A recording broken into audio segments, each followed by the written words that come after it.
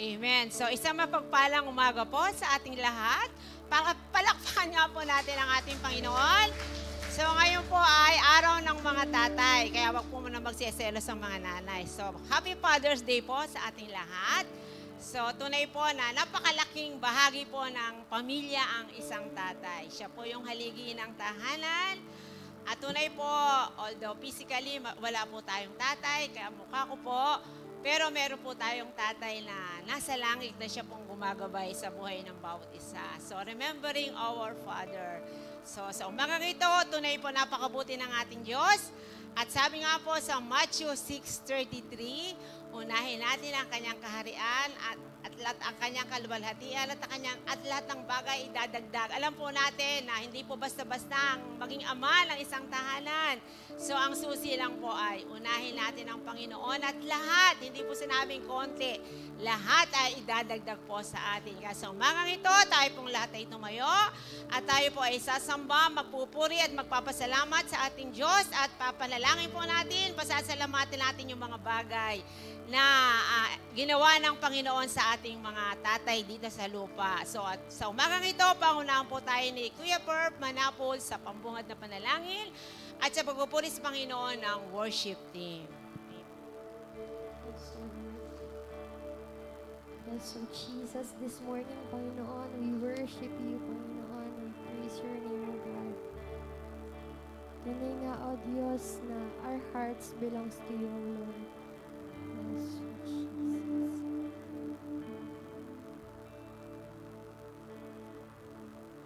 My heart will be faithful, Lord. My heart will obey you, Lord. My heart.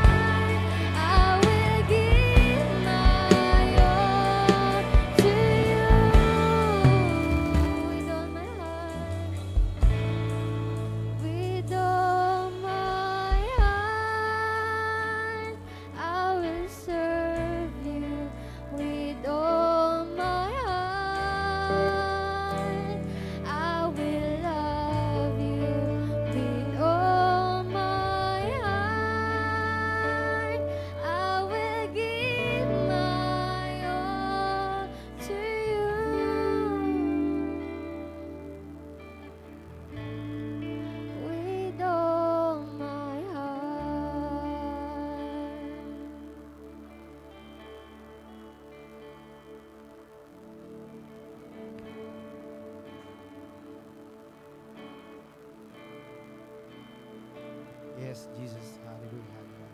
Tunay nga na Panginoon na napakabuti mo, napakadakila mo, Panginoon. Sa umaga ito, Panginoon, patuloy kami nagpapasalamat. At muli, Panginoon, Ikaw ay aming masamba, madakila ang iyong Panginoong Kristo Jesus, Panginoon. Panginoon, salamat sa umagang ito. Salamat sa buhay, sa kalakasan na patuloy mong pinagkakalob sa bawat isa sa amin, Panginoon. Salamat sa walang hanggang pagmamahal mo, Panginoon. Sa walang hanggang pag-ibig mo, Panginoon. Salamat, Panginoon. Kung wala kami sa iyo, Panginoon, wala kami rito ngayong araw na ito, Panginoon. Lord, salamat. Alam namin, Panginoon, na may gagawin ka ngayong umagang ito, Panginoon. Yes, Jesus, alam namin, Panginoon, na marami kaming pagkukulang, Panginoon. Lord, sa umagang ito, Panginoon, patuloy kami lumalapit sa iyo, Panginoon.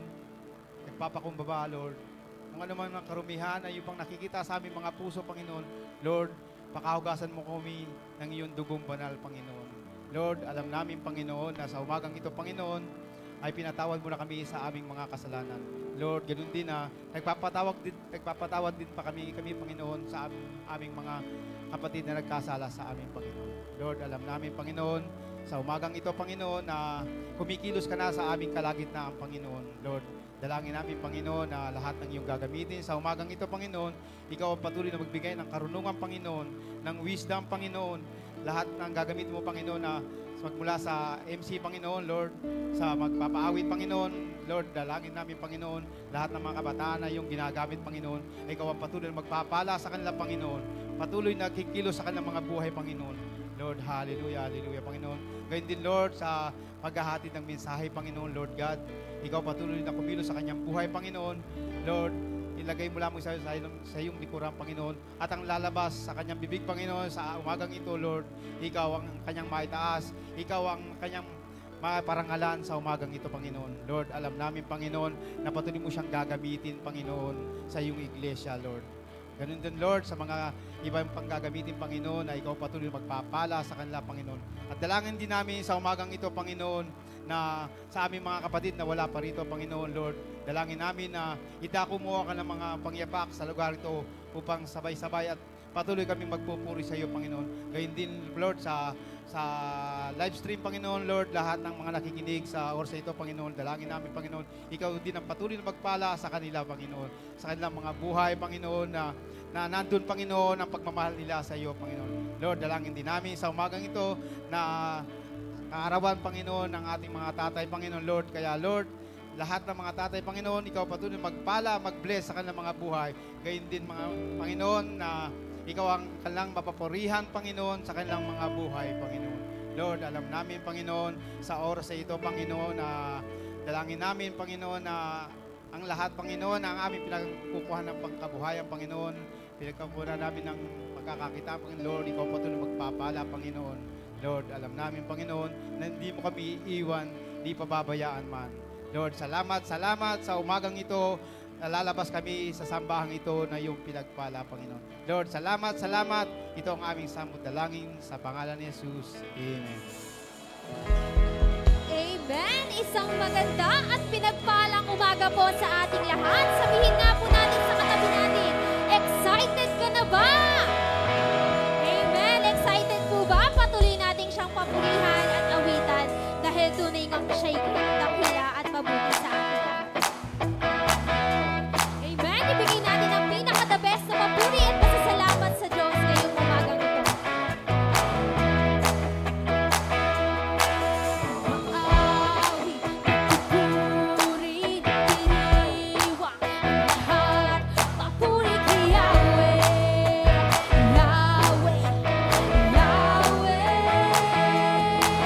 Malapit sa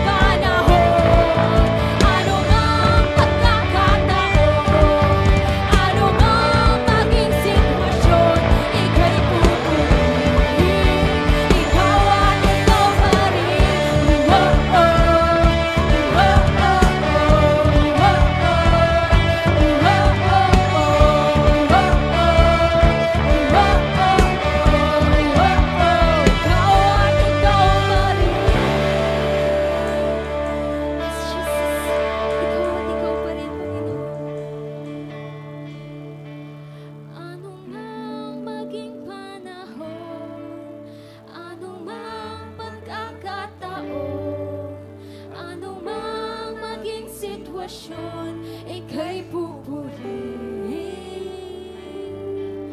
Ano mang maging sitwasyon, ano mang pagkakataon, ano mang maging panahon, ika'y pupurihin, ika'y pupurihin, ika'y pupurihin, ikaw at ikaw pa rin.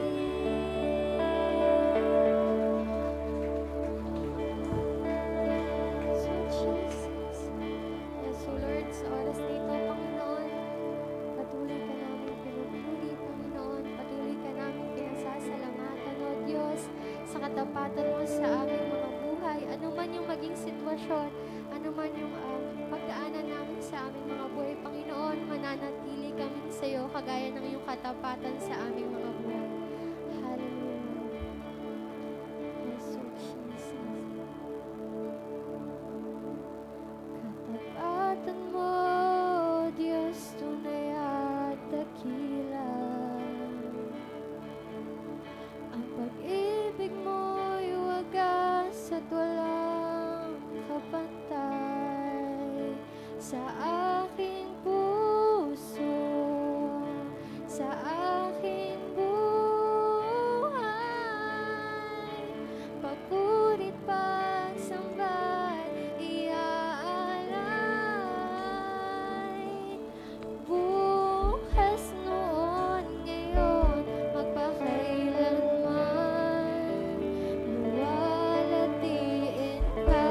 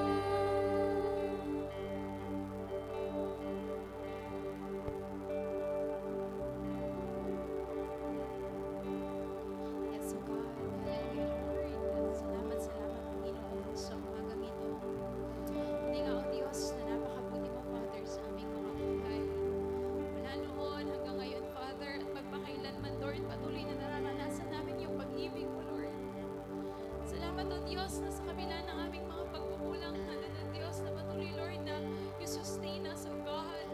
You continue to meet us, O God. Salamat, salamat, Panginoon. Tunay nga, O Diyos, na wala kang katulad. Ikaw, Lord, yung hari ng mga hari. Ikaw ang Diyos ng mga Diyos, Father. And Lord, I know, Lord, right now, O God, may gagawin ka sa buhay ng bawat isa. Tunay nga, O Diyos, na hindi aksidente, Lord, kung ba't nandito kami. Kung bakit nakikinig ngayon, Panginoon, yung mga nasa live stream, hindi aksidente, Father, kung bakit dinako mo yung buhay ng bawat isa dito. Alam namin, O Diyos, Ikaw ang kakatagpo, Panginoon, sa buhay ng bawat isa. Lord, continue to speak to them, Father, and continue to speak, Panginoon, sa pamagitan ng iyong mga salita, O Lord. Lord, right now, Panginoon, we are asking, Father, for your wisdom, O God. Continue to pour out your wisdom, Panginoon, sa buhay ng bawat isa at maging sa buhay ko, Lord. At patuloy, Lord, na Ikaw, Panginoon, ang siyang mapapurihan. Ikaw ang madakila. Ikaw ang maitaas, Panginoon, ngayong umagang ito, Father. Itago mo lamang, Panginoon, ako sa iyong likuran. Lord, Ikaw, Panginoon, yung makita, yung glory mo, O God. Yung glory mo, Panginoon. And right now, O God, continue to fill this place, Panginoon, ng iyong banal na Espiritu, Panginoon. Lord, hayaan mo, Panginoon, ang banal na Espiritu, Panginoon, ang manahan sa simbahang ito, Panginoon. Lord, Ikaw ang kumatagpo, Panginoon, sa buhay ng bawat isa. You know their hearts, O God. You know, Panginoon, kung ano yung mga pangangailangan nila, Father. And right now, O God, Lord, katagpuin mo, Panginoon, yung puso ng bawat isa. Bigyan mo sila, Panginoon, ng peace of mind, O God. Lord, bigyan mo sila, Panginoon, ng kapayapaan sa kanilang mga puso, Panginoon. At Lord, Ikaw, Panginoon, ang manguna ngayong umagang ito. Tunay nga, O Diyos, na kung paano ka nagtagumpay sa krus ng Kalbaryo, gayon din, Panginoon, pagtatagumpayin mo ang iyong mga anak. Kaya't salamat, salamat, salamat, Panginoon. And Lord, we know, O God, na ang gawain namin ito, Panginoon, ay victory na, Panginoon. Because you are the Lord of victory, Panginoon. Salamat, salamat, O Diyos. Sa iyo lamang lagi, Panginoon, yung pinakamataas na papuri, pasasalamat, pagsamba at pagdakila. And everybody shout, Amen! Amen! So, papuri po sa ating Panginoon. Na-bless na po ba tayo? Amen! So, di ba parang grabe, yung pagpupuri natin sa Lord, dun palang bless na tayo. Amen! At alam ko, may gagawin pa ang Lord sa buhay ng bawat isa. Amen! Sabihin mo nga sa katabi mo, handa ka na ba? Amen! Handa na po ba? Amen! So, tunay po na ang bawat anak po ng ating Panginoon ay laging handang-handa. Di po ba? Nandoon na lagi po tayo dapat handa. So, binabati ko po ang lahat ng mga katatayan ng Happy Father's Day. At higit sa lahat, lagi po nating alalahanan na meron po tayong Ama sa Langit na tunay po na kahit kailan ay hindi tayo iiwan. Amen. So sabi nga po, ang ilan po sa atin ay wala man pong physically dito sa lupa na ama, tandaan po natin, tayo po ay may Father sa langit. Amen. So nandun po na siya po yung magsusustain ng lahat ng pagkukulang sa ating mga puso. Amen. So ngayon pong umagang ito, so ito po ay isa muling pribilehiyo na makapagsalita po dito sa harap. So purihin po ang Diyos sapagkat nandun po yung patuloy na pag-iingat niya at patuloy na paggabay niya po sa buhay ng bawat isa. So ngayon pong umagang ito, nais ko pong itanong sa inyo, anong season na po ba tayo ng buhay natin ngayon? So nasa season po ba tayo ngayon ng paghihintay? So kasi iba-iba po tayo ng season, di po ba? Meron po sa atin nasa season ng paghihintay, meron po sa atin, nasa season tayo ng pagtatagumpay. So katulad po ni Ate Joanne, siya po ay nagtagumpay. Palakpakan nga po natin ang Lord sa kanyang buhay, di po ba? So sabi ko nung nakita ko siya kanina, sabi ko nakaka-proud, grabe yung Lord. Kasi po di ba usually yung mga nagtitraining pag lumabas pumayat. Di po ba? So nandun po, tingnan nyo, ang lakas-lakas niya, ang sigla-sigla niya. Nandun talaga yung glory ng Lord, di po ba? So nakakatuwa po na nasa season po siya ngayon ng pagtatagumpay. Amen. At meron din po na ilan sa atin na nasa season po ng pagsubok, kung saan sinusubok po tayo ng Panginoon. Amen. Sabi nga, napakadali po sa atin na parang magkaroon po ng kapayapaan sa ating puso kapag po tayo ay nasa season ng pagtatagumpay. Di po ba? Kasi syempre masaya ka. Kasi nagtagumpay ka. Di po ba? Kasi doon po natin na-experience yung provision ng Lord.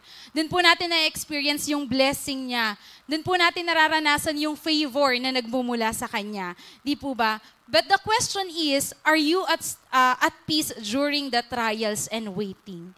At peace pa din po ba yung puso natin sa panahon na tayo po ay nasa panahon ng paghihintay at panahon ng pagsubok? Di po ba? May kapayapaan ka pa din ba sa iyong puso? At posible po ba na magkaroon tayo ng kapayapaan sa ating puso even though we are in the season of waiting and we are in the season of adversity and problems? Di po ba? Kasi bilang isang Kristiyano, hindi naman po tayo exempted sa paghihintay. Hindi naman po to instant noodles na lagyan mo lang ng mainit na tubig, nandyan na po yung mga pinagpipray natin. Hindi po ganon, di po ba? So, tayo po ay dumadaan din po sa season ng paghihintay at season ng mga problema. Amen? Dito po tayo sinusubok ng Lord. Dito po niya tinetest yung ating faith. And my question is, do you still trust God even though the waiting season seems so long? Di po ba kasi may naghihintay ng 10 years, 5 years, meron nga ang tagal-tagal talaga, di ba? Parang buong buhay niya, hinihintay niya na yung pinapanalangin niya, pero hanggang ngayon wala pa. Amen? So, are you not doubting God even though you are facing problems? Amen? So, minsan po kasi, di ba, bilang isang Kristiyano, minsan parang napapaisip ko, Lord, ba't mo naman binigay sa akin to? Bakit ako? Di po ba? Dumadating po tayo sa point na ganon. Kasi nga po, di ba, parang, minsan po, for example, may sakit sa pamilya mo, pero may kapayapaan ka pa rin that God is a healer. Amen? Di po ba? May struggle ka financially, pero may kapayapaan ka pa din that God will provide for you. Amen? Di po ba parang may struggle ka even spiritually? Kasi bilang isang Kristiyano, hindi naman po laging napakatatag ng faith natin. Kasi minsan po, susubukin talaga tayo. We are also struggling spiritually, but you are sure that God will replenish and sustain you. Amen? Na muling ibabalik ng Lord kung paano mo siya, parang muli kang babalik sa first love mo. Di po ba? So, we are struggling, pero naniniwala tayo na ang Diyos ay provider, na ang Diyos ay sustainer. Amen? So, meron man po tayong iba't ibang season sa buhay natin, katulad po ng different season na meron po tayong nararanasan dito sa mundo, and we have also different season in life. So, ang ating pong pag-uusapan ngayon ay pinamagatan ko pong having peace in every season of life. Ano po ba yung peace? So, pag sinabi po nating peace, it is usually ang tinignan po natin yung dictionary, ang makikita po natin doon is absence of war and chaos. Kung saan may gulo. Wala pong gulo pag sinabi pong peace. And it is a right relationship with God, a good relationship with people. Kasi po, di ba, pagka may peace, parang pag peace kayo ng friends mo, walang gulo. Di po ba? So kapag nagkakasundo kayo ng family mo, ibig sabihin mayroong peace. And it is also as individual, it is a virtue or a serenity. It's a sense of silence. Pero, let us go dig deeper po. Ano po ba ang ibig sabihin ng peace? Sabi po dito, peace is knowing that the Lord of the universe is by your side and resting in that.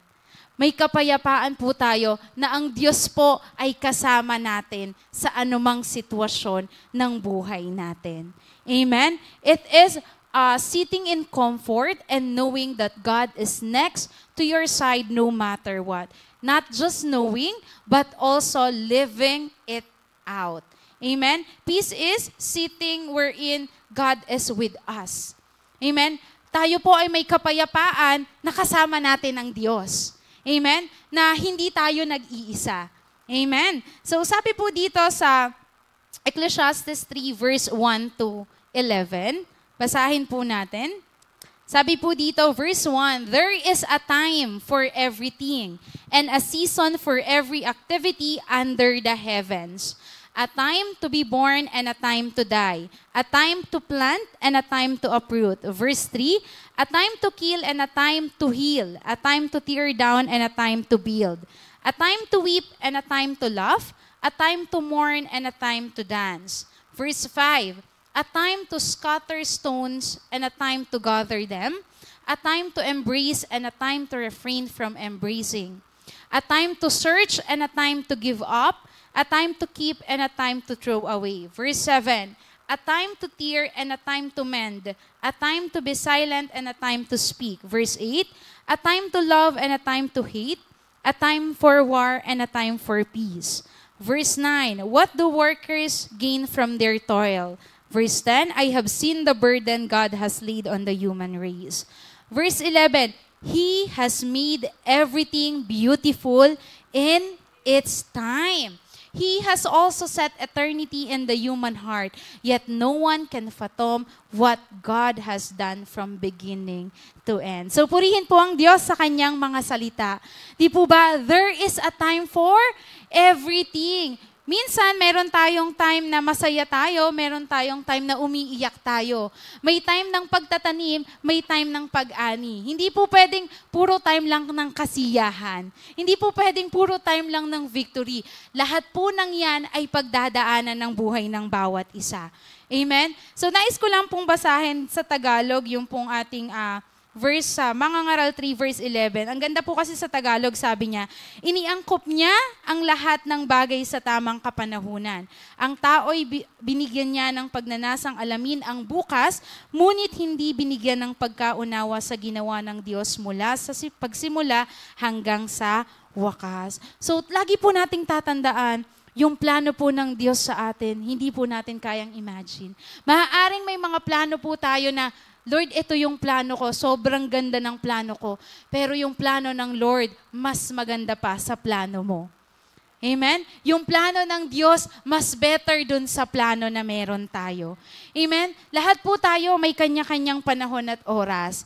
We should also learn how to enjoy and have peace in each season of our life. Sa bawat season po, sa bawat panahon na binigay sa atin ng Diyos, sana po matutunan natin na magkaroon ng kapayapaan at i-enjoy yung bawat season na yon. Let us embrace each season na binigay ng Diyos sa atin. Kung nasa panahon tayo ng problema, embrace that season kasi may tinuturo ang Lord. Amen? Kung nasa panahon tayo ng pagtatagumpay, embrace that season kasi favor at blessing ng Lord yan. Amen?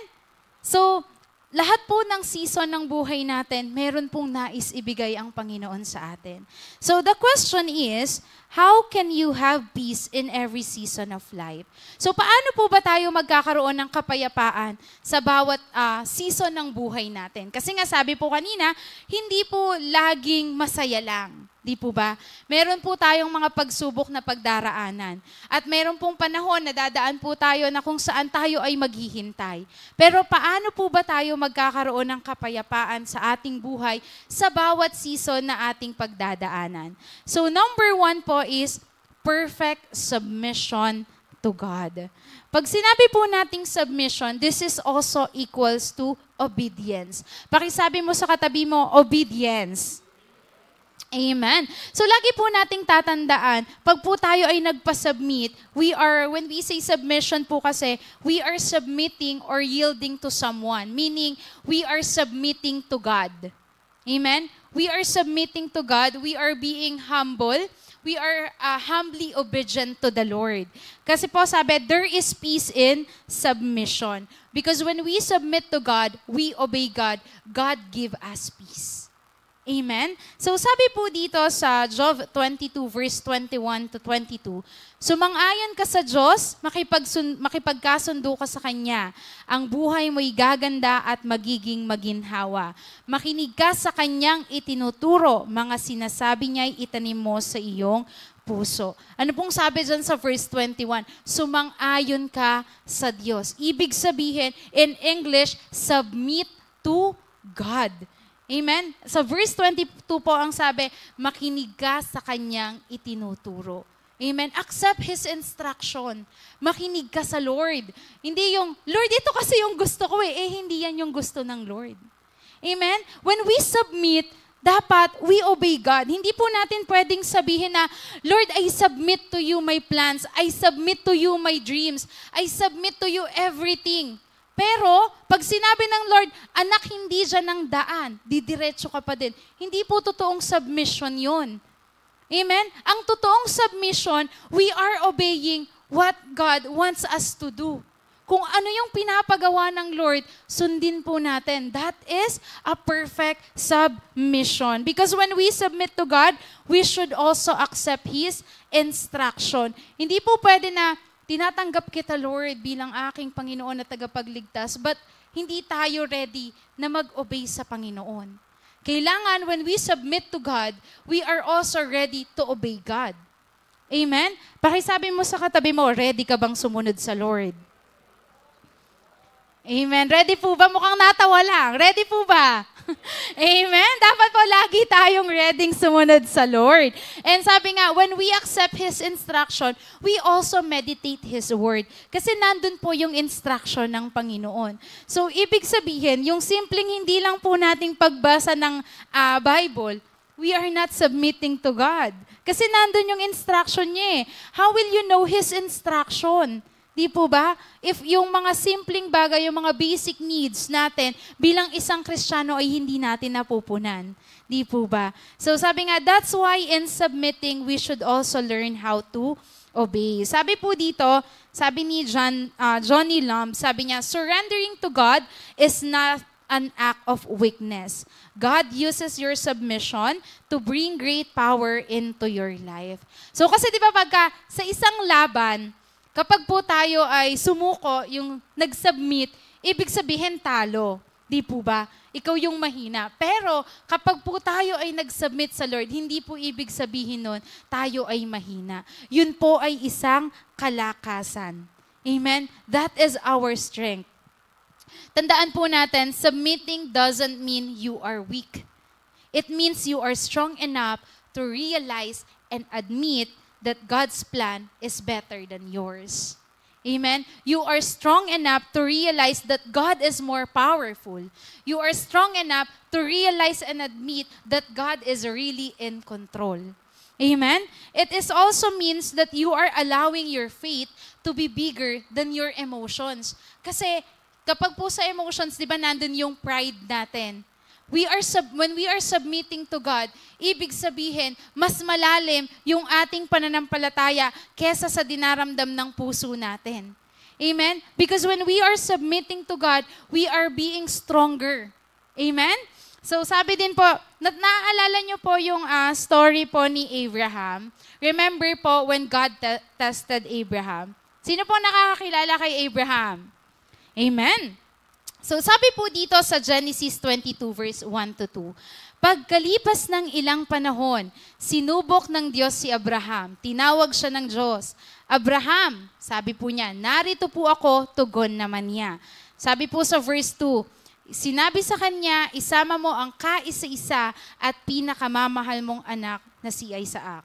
At magpunta kayo sa lupain ng Moriah. Umakyat kayo sa bundok na ituturo ko sa iyo at ihandog mo siya sa akin. Ano pong sabi ni Abraham when God is asking him? Sabi niya, narito po ako, here I am. Amen? So, nung tinawag siya ng Diyos, sumagot siya agad.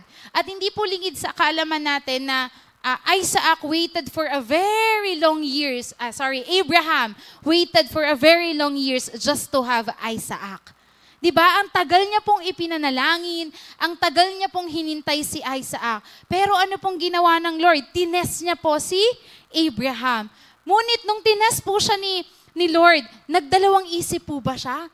Hindi, ang sagot niya, narito ako. Di po ba? Here I am. Ibig sabihin, willing siya na magpasubmit dun sa plano ng Lord. Even though, imagine nyo po, ang hinihiling po ay si Isaac, pero willing siyang sumunod sa Panginoon.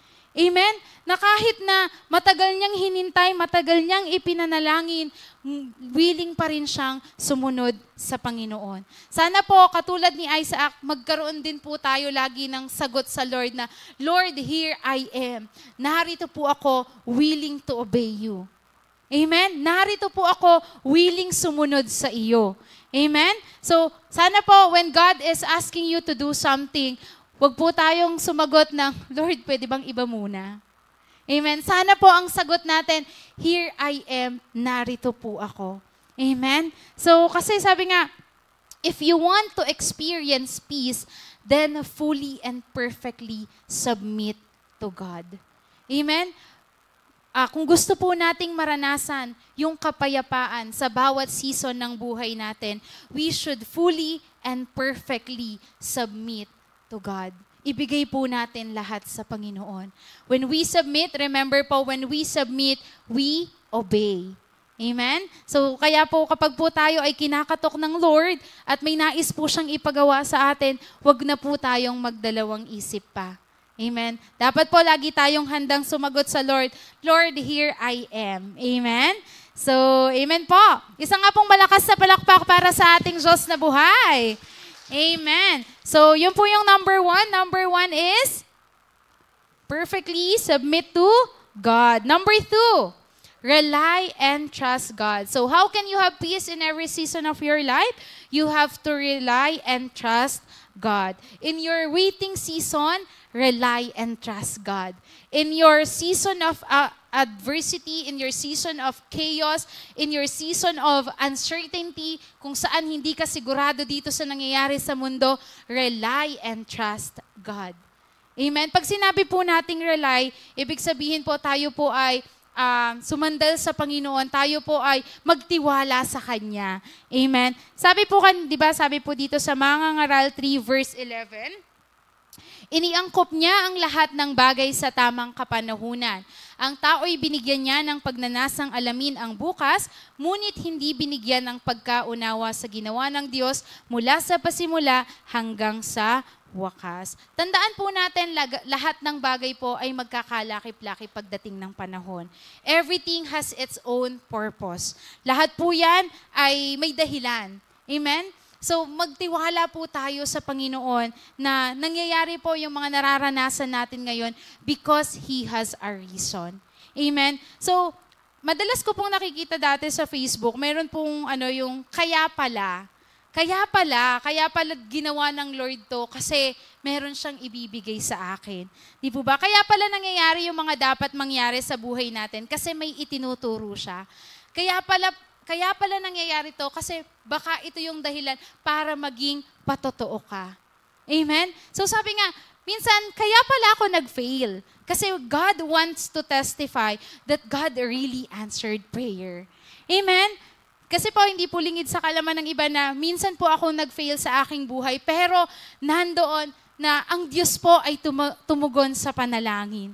Amen? So, kaya pala ako nag-fail kasi God wants me to testify that He really answered prayer. Na kaya pala tayo nagkakasakit because He wants us to testify that He is really a healer. Amen? Kasi hindi po natin pwedeng sabihin na the Lord is really a healer kung hindi naman po natin naranasan na magkasakit. Amen? Kasi sabi nga, mas magiging katotohanan yung isang patotoo mo kapag talagang nangyari. Di po ba? Kaya pala tayo nag-struggle sa buhay kasi God wants us to testify that He is in control. Amen? Kaya pala tayo pinaghihintay ng Lord kasi He wants us to testify how good He is and His plans for us. Amen? Kaya pala tayo pinaghihintay ng Lord kasi gusto niyang ma-realize natin at ma-testify natin sa mga tao na sa paghihintay ay may pagpapala. Amen? Na sa paghihintay ay may tinutugon ng Panginoon. Amen? Na sa paghihintay makikita natin kung gaano kaganda ang plano ng Diyos sa buhay ng bawat isa. Amen? So, God doesn't want us to suffer. He wants us to prosper. Ayaw po ng Lord na tayo ay mahirapan. Amen? Ayaw po ng Diyos na tayo ay namumroblema. Ang gusto niya po talaga, maranasan natin yung richness, yung beauty ng buhay, yung talagang, yung favor niya, yung blessing, yung provision, yun po yung gusto ng Panginoon. Amen? He doesn't want us to fail, but He wants us to learn. Gusto lang po ng Lord na tayo ay matuto. Dahil po sa bawat suffering na dinadanas natin, pinagdadaanan natin, meron pong itinuturo ang Panginoon. Amen? So, sabi din po dito sa Awit 37 verse 3 to 4, Umasa ka sa Diyos, ang mabuti gawin at mananahan kang ligtas sa lupain. Verse 4, kayawi mo hanapin ang kaligayahan at ang pangarap mo ay iyong makakamtan. Sabi po dyan, umasa ka sa Diyos. Hindi po tayo pwedeng umasa sa ating mga kaibigan, umasa sa ating pamilya, umasa sa mga kakilala, even sa ka-churchmate. Kailangan po dapat umasa tayo sa Diyos. Kasi sabi nga, we humans might fail, but the Lord will never fail. Amen? Hindi po tayo i-fail ng Lord. Nandoon na tayo ay may pagkukulang, pero hindi po ang Diyos. Kaya naman po tatandaan natin, when we rely and trust God, hindi po tayo matatalo. Amen? Dahil wala pong kalugihan kapag tayo ay nakay Kristo. Amen? Dahil pag po tayo ay na kay Kristo, tayo po ay panalo. Amen? We are already victorious. Sabi po dyan, trust God, not people. Depend on God, not yourself. Live for God, not this world. Trust God, not people, kasi ang tao po ay hindi perfect. Kaya nga po, di ba, hindi po tama na iniidolo natin yung mga tao kasi magfe-fail sila. Di po ba? Hindi po sila perfect, but the Lord is. Amen? Sabi dyan, depend on God, not yourself. Dahil tayo po ay mayroon pong mga meron po tayong mga kalimitahan sa buhay. Hindi po natin kayang gawin ang lahat ng bagay. Amen? Unlike God, He is limitless. Amen? Lahat po ng bagay ay kaya niyang gawin. Amen? And live for God, not this world. Kasi sabi nga po, maaaring talikuran tayo ng mundo, pero hindi ni Kristo. Amen? Maaaring tumalikod sa atin yung mundo. Maaaring yung pamilya natin, talikuran tayo. Yung kaibigan natin, talikuran tayo. Pero hindi tayo tatalikuran ni Kristo. Amen? Nung nakaraan nga po, lumabas po kami ni Tairi, nabanggit niya po yung kahit ilang beses tayong umatras, ang Lord po ang susulong para sa atin. Amen? Aabutin niya po yung ating mga kamay. Kapag bumitaw tayo, aabutin tayo ng Diyos. Amen? Kasi sabi nga, hindi po tayo tatalikuran ng Lord. Hindi niya tayo iiwan at pababayaan.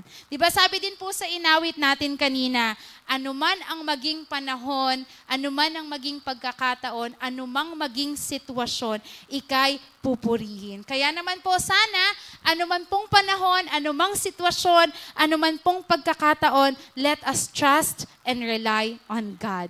Amen? Patuloy po na magtiwala tayo at patuloy na sa Panginoon lang po tayo manindigan.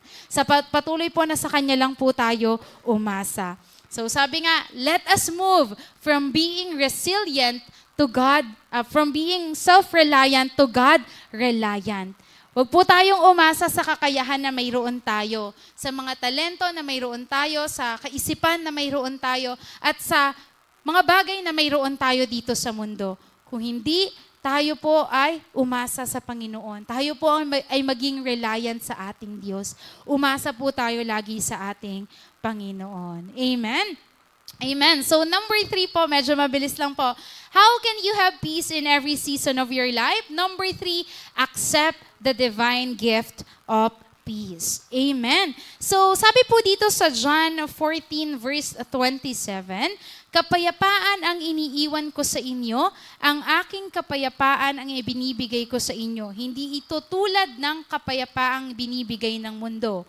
Huwag mabagabag ang iyong kalooban at huwag kayong matakot. Sabi po sa English, Jesus says, peace I live with you. My peace I give to you. Not as the world gives do I give to you. Let not your hearts be troubled, neither let them be afraid. So, tunay po na ang kapayapaan po ay regalo ng Panginoon. Amen? It is a divine gift coming from the Lord. Sabi nga po, the peace coming from the Lord is our choice.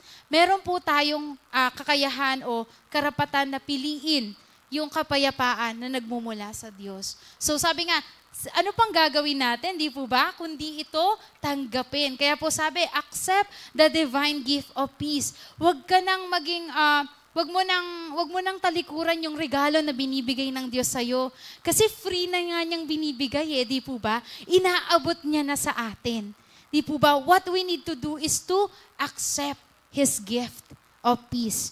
Amen? May will po tayo na piliin yung kapayapaan. Kaya naman po, kapag inalaw natin si Lord to take over po dun sa ating mga puso, we are allowing Him to rule over our fears.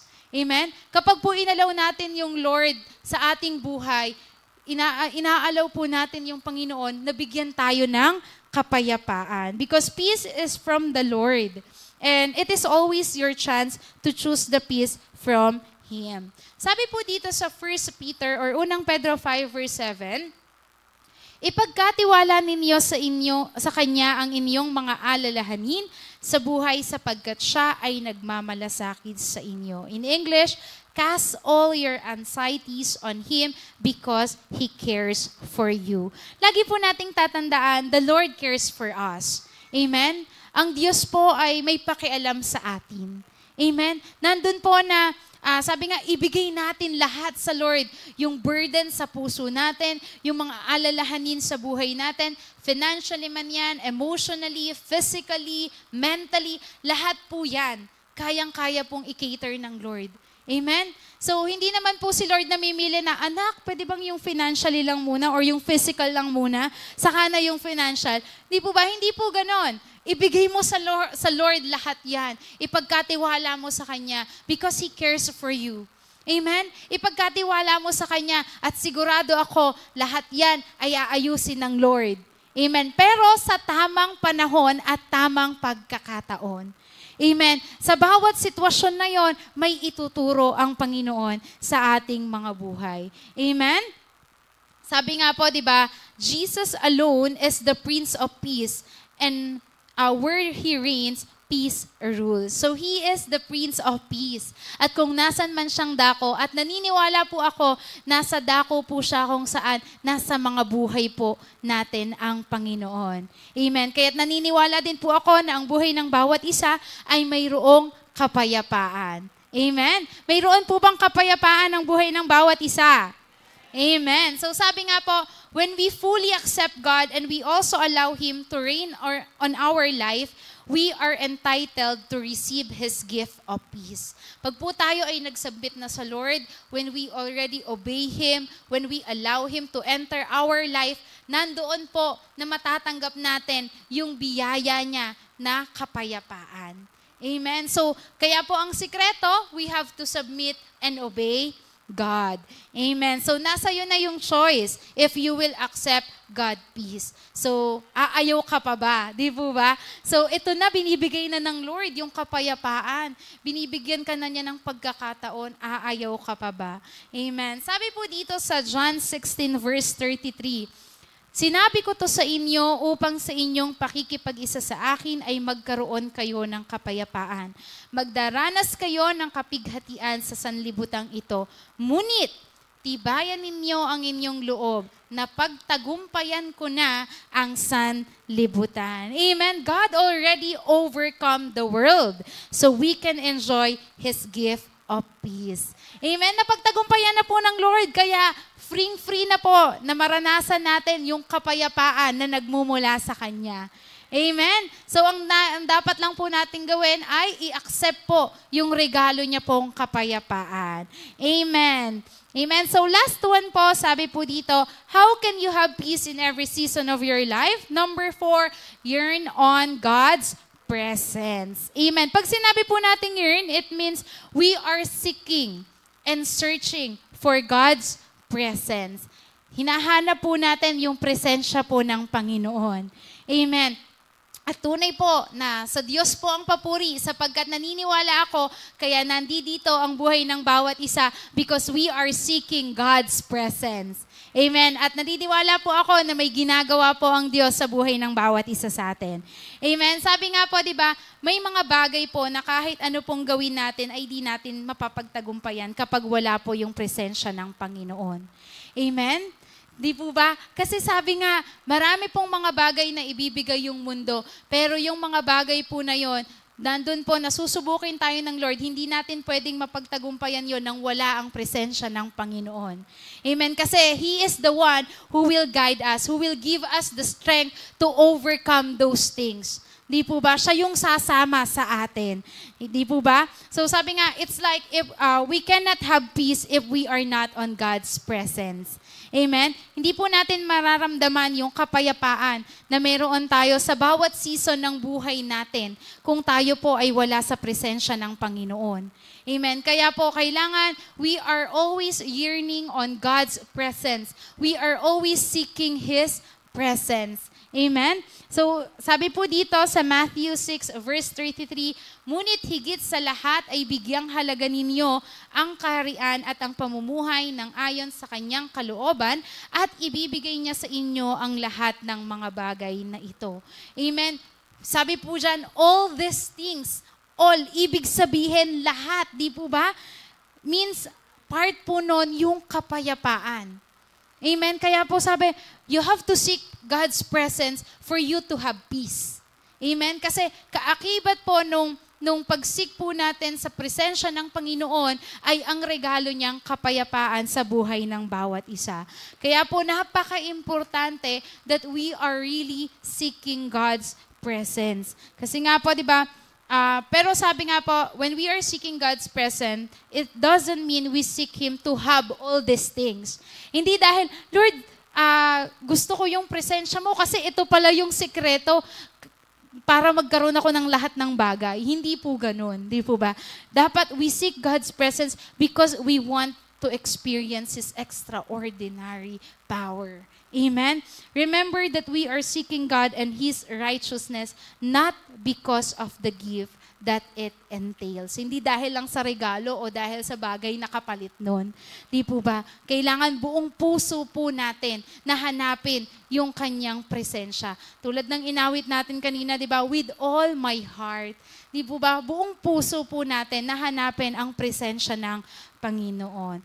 Ngunit how to seek God's presence po ba? So it's like going to basic. Ito po ay going to basic. Number 1, surrender to God. Amen? Surrender our sins, surrender our life, your desires, your wills, your wants, and even dreams mo sa buhay, you surrender everything to the Lord. Next one, you have to pray earnestly. Yung matinding panalangin po, hindi po panalangin na lumabas lang sa ating mga labi. Yung kung saan taimtim na makakausap po ang Panginoon. You seek His presence through prayer. Kailangan po when we pray, we should be sincere. Nandoon yung taimtim na panalangin sa ating Panginoon. Amen? Number 3, meditate His Word. Ginamit ko po yung word na meditate, not read. Kasi yung read po, you just read it, pero walang comprehension. Hindi mo naintindihan. But when we say meditate, you are understanding what God wants Him to tell us. Amen? Naiintindihan natin, minemeditate natin, iniintindi talaga natin ng mabuti kung ano ba yung mensahe ng Panginoon sa buhay ng bawat isa. Amen? And then lastly, we have to praise Him. No matter situation na meron tayo sa buhay, we still choose to praise God. May problema ka, Lord, pupurihin kita. Amen? Masaya ako, Lord, pupurihin kita. Nasa season ako ng waiting, Lord, pupurihin kita. Ano mang sitwasyon mo, ano mang pagkakataon, pupurihin at pupurihin kita. Amen? Amen. So sabi nga, anumang panahon, anumang sitwasyon, purihin at piliin at purihin natin ang Panginoon. Amen. So may nais lamang po akong ipanood sa inyong short video. Video clip po. Ayan po.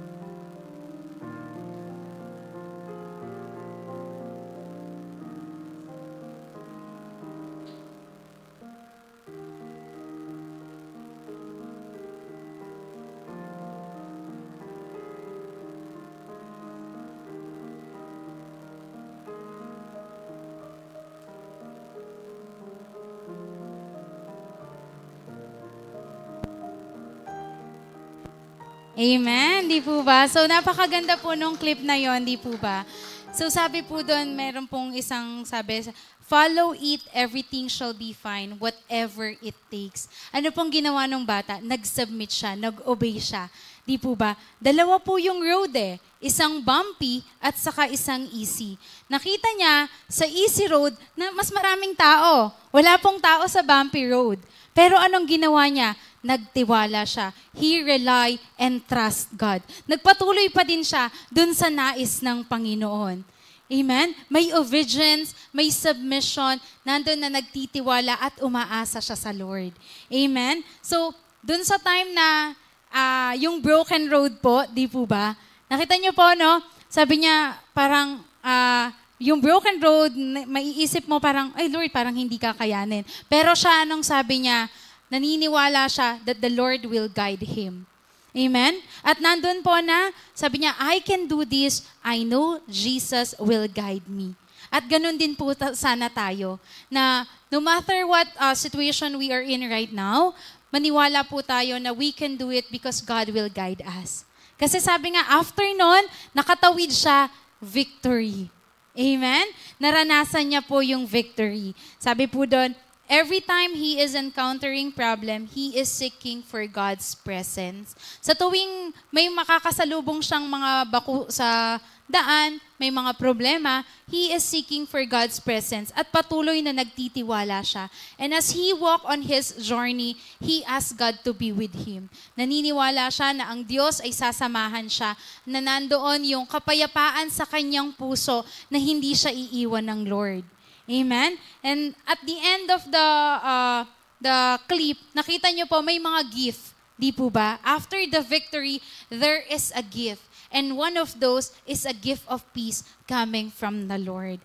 He is already victory and everything that he need is already prepared by the Lord. Amen? So sino po ba ang ayaw nun? Di po ba? Tandaan po natin, Jesus will never fail us. Kung paano po hindi finil ng Lord yung bata sa video, ganun din pong hindi tayo if-fail ng Lord, ano man pong mangyari sa ating mga buhay. Amen? So for my conclusion po, sabi dito, to have peace in every season of life, we must pray. Yung pong apat na binigay ko po na salita po kanina, yun po ay pray. Perfect submission to God, rely and trust God, accept the divine gift of peace, and yearn on God's presence. So lagi po nating tatandaan, ang panalangin po ay makapangyarihan. Sabi nga, di ba, prayer can move mountains. Di po ba? So kaya naman magkaroon lang po tayo lagi ng connection sa ating Panginoon. And one of those connection is our prayer. Kaya po, wag po nating hahayaan na dadaan po ang bawat araw na hindi po natin nakakausap ang Panginoon. Because that is one of the connection that we are having to the Lord. So tulad po ng mga connection natin sa mga tao, we connect to them, we chat them using our Wi-Fi. Ganon din po sa Panginoon. We connect to the Lord through our prayers. Amen? So patuloy po na tayo ay manalangin, magpasubmit sa Lord. Tayo po ay patuloy na magtiwala sa Kanya. And I know God will give us the peace coming from Him. Amen? Minsan pa po ating purihin ang Panginoon. Tayo pong lahat ay tumayo at sama-sama po tayong manalangin.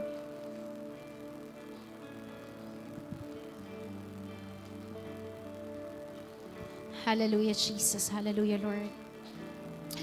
Ngayong umaga pong ito, hanapin po natin yung presensya po ng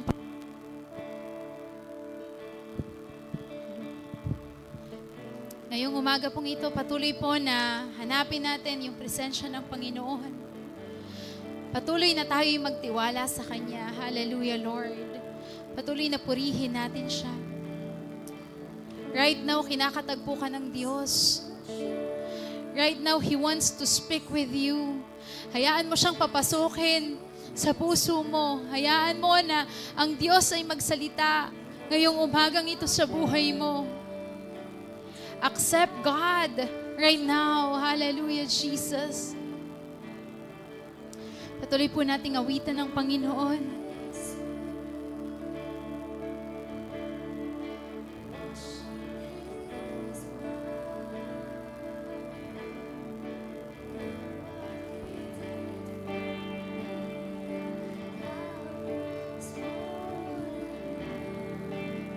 oh God, you're more than enough, oh God. Hallelujah. Yes, Jesus, we trust in you, Lord. Yes, oh God, tunay nga, oh Diyos, na napakabuti mo sa buhay ng bawat isa sa amin, oh God. You will never fail us, Lord. You will never fail your people, Panginoon. Hindi mo, Panginoon, kami hahayaan, Panginoon, na mag-fail sa buhay, Lord. Hallelujah, Jesus. Salamat, Panginoon. Right now, patuloy na kausapin mo ang Diyos ngayong umagang ito. Isuko mo sa Kanya lahat. Yung burden mo sa puso, yung mga alalahanin mo, cast all your anxiety to the Lord because He cares for you. May ginagawa siya ngayon sa iyong buhay. Hayaan mo na mangusap ang Panginoon. Hayaan mo na mangusap ang Panginoon sa iyong buhay. Hallelujah, Jesus. Hallelujah, Lord. Yes, oh God. Hallelujah.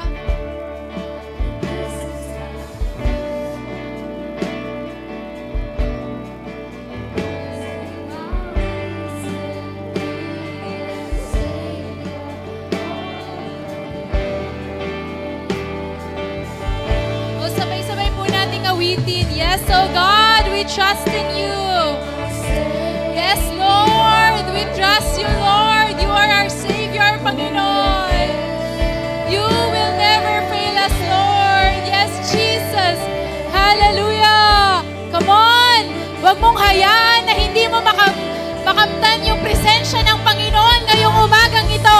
Katagpuin mo ang Panginoon. Huwag mong hayaan na hindi mo siya makausap ngayong umagang ito. Huwag mong hayaan. Hallelujah, Jesus. Yes, Lord. Let your Holy Spirit be in this place, Panginoon. Hallelujah, Lord. Oh, hallelujah. Come on, come on. Yes, Jesus. Hallelujah. Lord, anoint your people right now. Speak to them, Jesus. Speak to them. Because in your name there is power. There is victory. Jesus, speak to your people. Speak to your people, Father.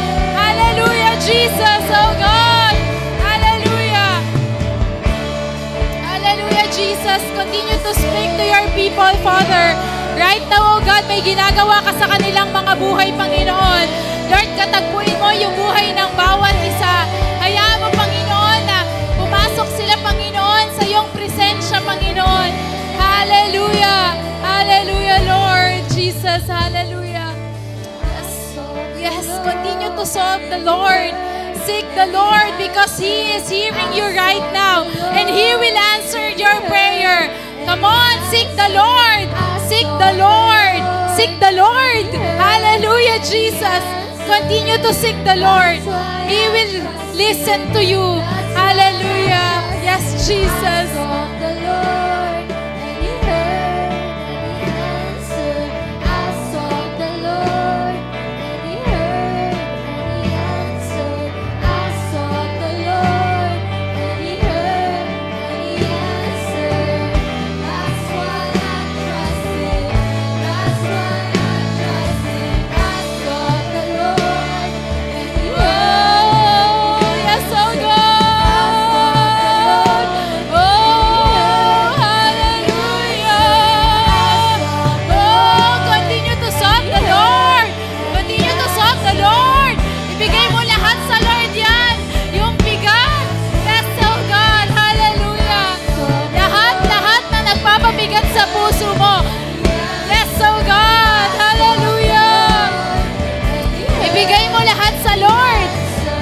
Listening to you right now.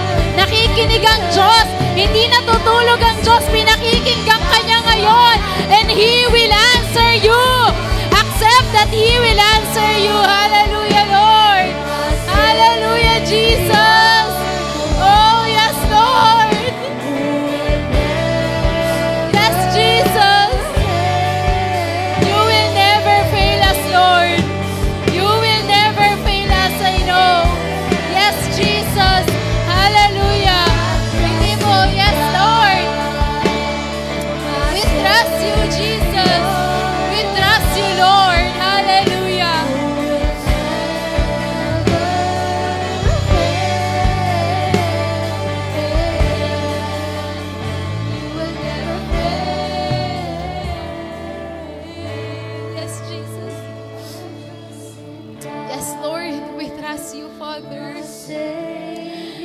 nga, O Diyos, na wala kaming magagawa kung kami hiwalay sa'yo. Hindi namin kakayanin ang lahat ng bagay ito kung wala kami sa presensya mo, Panginoon. And Lord, salamat, Panginoon, because we believe, oh God, you will never fail us, Panginoon.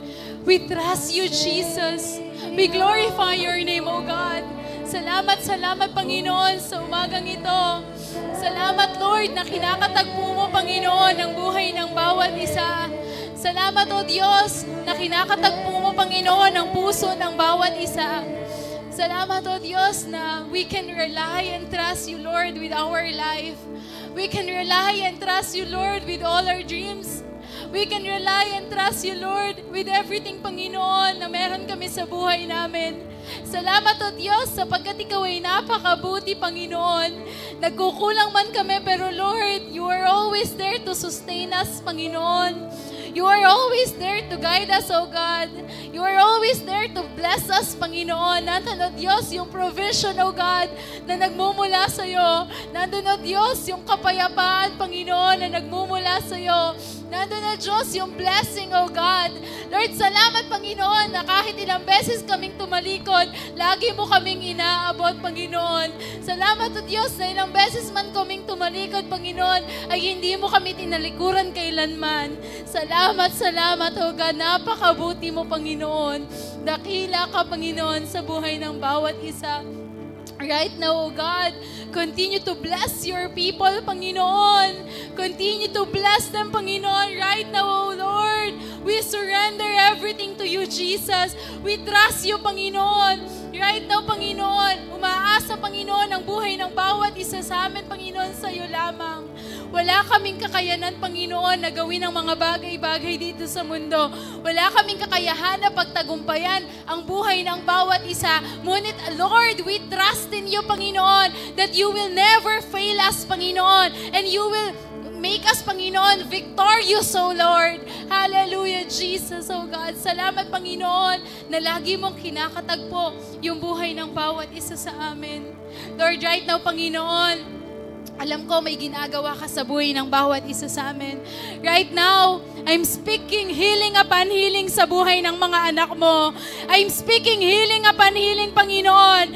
Physical man ito, Panginoon. Mentally, Panginoon. Right now, oh God, we are releasing healing sa pangalan ni Jesus. Continue to accept God's healing in your life. In Jesus' name. In Jesus' name. Pinagaling ka na ng Diyos. Tanggapin mo ang kagalingan na nagmumula sa Kanya. Huwag mong hayaan ng kaaway. Don't let the enemy take away the healing coming from the Lord.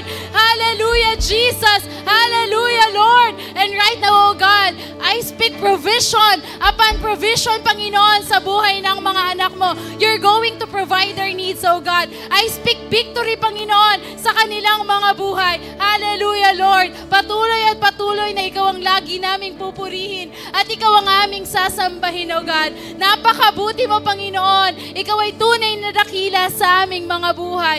Hallelujah, Jesus. Hallelujah, Lord. Salamat, salamat, Panginoon. Sa iyo lagi at lagi ang pinakamataas na papuri, pasasalamat at pagdakila. And everybody shout, Amen!